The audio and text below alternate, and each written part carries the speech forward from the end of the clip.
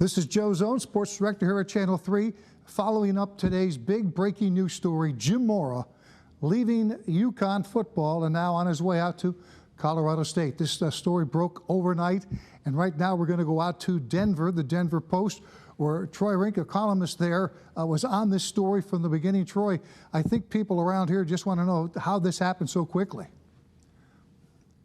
Well, CSU fired their coach Jay Norvell in October, and the athletic director John Weber made it clear he wanted someone with experience.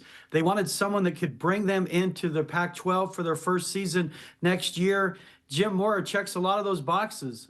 Frankly, when's the last time CSU had a big-time hire like this? Maybe never. So it's a score for the Rams, given how poorly this season's gone. It felt like things were souring. They've been living up in Fort Collins in the shadow of Deion Sanders in Boulder for the last 3 years. So this hire is considered a significant win for CSU. And, you know, Jim Mora's had interest in the West Coast throughout his career. He grew up part of his life in Boulder. He had interest in the CU job several years ago. So all those things kind of conspired to give them a chance to get him, bring him back west, and try to do, frankly, what he pulled off in UConn the last 4 seasons. Yeah, let's talk about the job itself, because some people, you know, if you go up on social media saying, well, what kind of a move is this for Jim Mora? It's at the best lateral, and maybe in some cases it's a step down, but the feeling out there is otherwise about your program. Well, the one main difference is they're moving to the Pac-12. Obviously, UConn playing as an independent, that's a difficult thing to navigate in the current changing landscape of college football. And CSU is devoting a lot of resources to football. They've been really successful with men's basketball in recent years. They're trying to become a prominent team that would have a chance, obviously be a long shot, to be part of the college football playoffs someday and position themselves, if realignment occurs again, to sit here with a growing football program. It's not unlike what CU did with Deion Sanders, that when things start changing, how do you market yourself? How do you sell yourself if you're trying to pitch realignment? And Jim Mora, Jim Mora makes a lot of sense to CU in that regard. CSU, excuse me. Why would he come here? Again, I think the ties to the West Coast help. The conference play helps for him. And maybe this is kind of his last curtain, his last chapter of his coaching career. I know he feels like he should have never been fired at UCLA, and this is a chance maybe to rewrite a little bit of history in the Pac-12 for him. Yeah, you know, he's got a lot of positives. We felt that here. As you said, you know, the back-to-back 9-win seasons as an independent, 3 bowls in the last 4 years.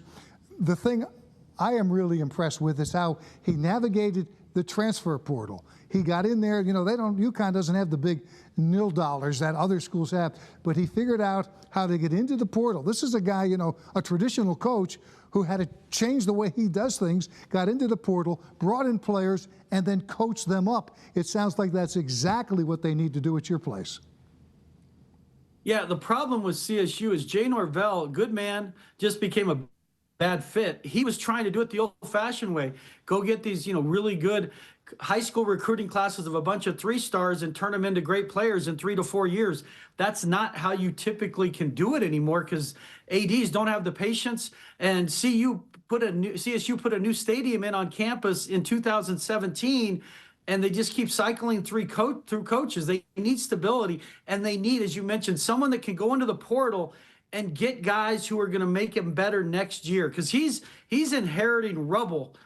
Frankly, they have lost out. They've been awful all year, starting with, you know, a loss to Washington State, and that was kind of what got Jay Norvell fired. That's a team you're going to have to play in the Pac-12, and you get embarrassed at home with fans leaving at halftime.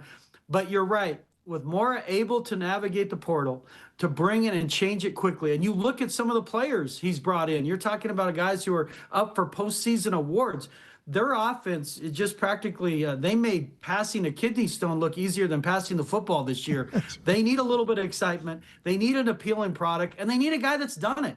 And that's pretty much, again, where it gets back to checking all the boxes. Mora's done it in the current landscape. This isn't a guy who's been at the NFL for 10 years and you're saying, oh, come down to college and do this here. He's done it, and he did it with probably less resources than he's going to have at CSU. Yeah, last thing on my mind, I'm sure as soon as the news broke there, reaction starts to come in from everywhere, mainly from fans who follow the program. What's been the general overall reaction out there in Colorado about this hire? It was surprising because there was a thought they were going to try to make a run at Colin Klein, the Texas A&M offensive coordinator, or some younger assistant that maybe CSU was going to have to just admit it was a stepping stone job for the next kind of young hire. So it's the initial reaction was surprise.